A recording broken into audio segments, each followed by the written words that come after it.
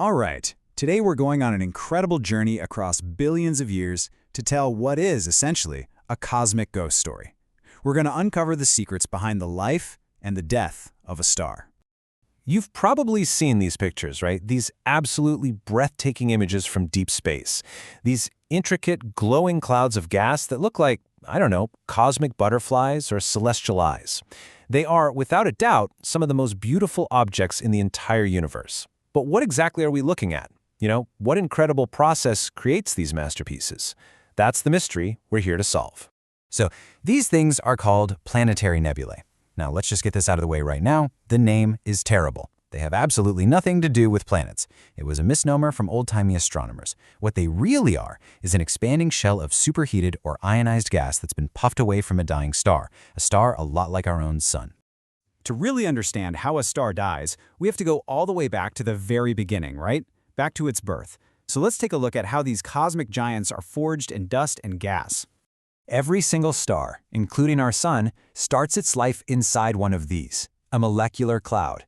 A better name for them, I think, is a stellar nursery. And I mean, we're talking unimaginably vast, cold clouds of gas and dust that can stretch for hundreds of light years across space. Just massive. So, how do you get a star out of a giant cloud? Well, somewhere inside, a dense little pocket starts to collapse under its own gravity.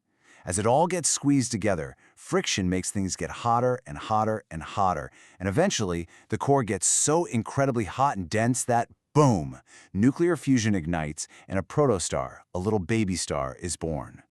Okay, so once that star is born, it settles in for the longest and most stable phase of its entire life. And this whole period is basically defined by a colossal cosmic tug-of-war happening deep down in its core. See, on one side, you've got the immense force of gravity, just relentlessly trying to crush the star inward on itself.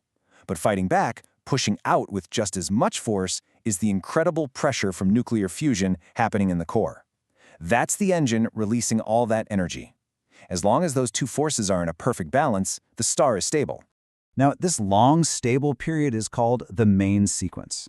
Our sun, for example, is about halfway through its main sequence life right now. And this brings us to what is maybe the most crucial point in any star's story, its mass. How much stuff it starts with, its initial mass, is the single most important factor that dictates everything about its life, how hot it burns, how long it's going to live, and exactly how it will die. And this is where a star's path basically splits in two. You have your low-mass stars, like our sun. They're kind of the marathon runners of the cosmos. They sip their fuel super slowly, and they can live for billions, maybe even trillions of years. But then you have the high-mass stars. These are the cosmic sprinters. They burn through their fuel like crazy, living these short, super dramatic lives that last only a few million years. Now, our mystery, remember, is about those beautiful planetary nebulae. And they come from low-mass stars. So let's follow that path. What happens when a star like our sun finally starts to run out of gas? The beginning of the end really kicks off when the star uses up all the hydrogen in its core. Remember, hydrogen is the fuel for that fusion engine we talked about. And once that runs out, well, the great balancing act is officially over. With that outward push from fusion suddenly gone, gravity wins. The core collapses in on itself. And this collapse causes the temperature and pressure to just skyrocket. All this new heat from that crushed core then pushes the star's outer layers way, way out, causing the star to swell up into what we call a red giant, maybe 100 times its original size. So, the star is now this huge, swollen, unstable giant. And this right here is where we get to the grand finale, and the answer to our cosmic mystery. The thing is, this red giant phase is super unstable. The star just can't hold on to its bloated outer atmosphere anymore. And so, over time, it gently puffs these layers away into space, one by one. And what's left behind? The tiny, incredibly hot and dense core of the original star, which we now call a white dwarf. And this chart just illustrates the whole thing perfectly. It's a tale of two fates, and it all comes down to mass. A low-mass star, like our sun, ends its life by creating one of those beautiful planetary nebulae, leaving behind a white dwarf.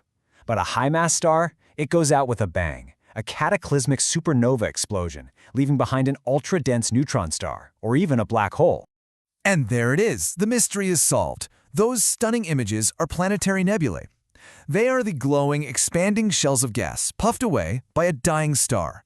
The intense radiation streaming off that little white dwarf left in the center superheats that gas. It ionizes it, causing it to glow in all those distinctive, beautiful colors. They are, quite literally, the ghosts of once mighty stars. So why does any of this matter? Because this isn't just an ending, it's also a beginning. You see, the material that gets cast off by these dying stars is full of heavy elements that were cooked up in their cores. I'm talking about essential stuff like carbon, oxygen, and iron, the very things that make up our world. And that right there is the profound legacy of a star's death. The cosmos is the ultimate recycler. This stardust goes on to enrich new molecular clouds, providing the raw materials for the next generation of stars, for new planets, and, yeah, ultimately, for life itself. Every single atom of carbon and oxygen in your body was forged in the heart of a dying star. So the next time you look up at the night sky, remember, you're not just looking at stars, you're looking at your own cosmic ancestors.